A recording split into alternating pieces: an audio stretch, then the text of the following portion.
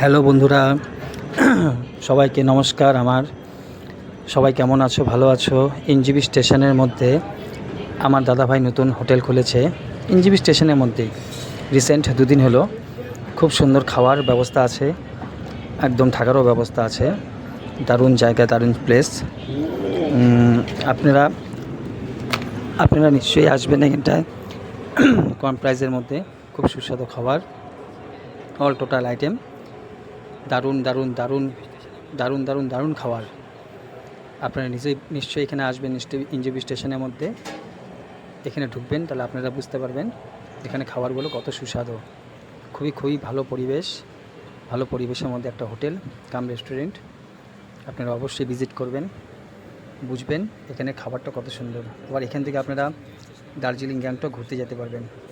সবাইকে অনেক অনেক ভালোবাসা, অসংখ্য ধন্যবাদ। শুভ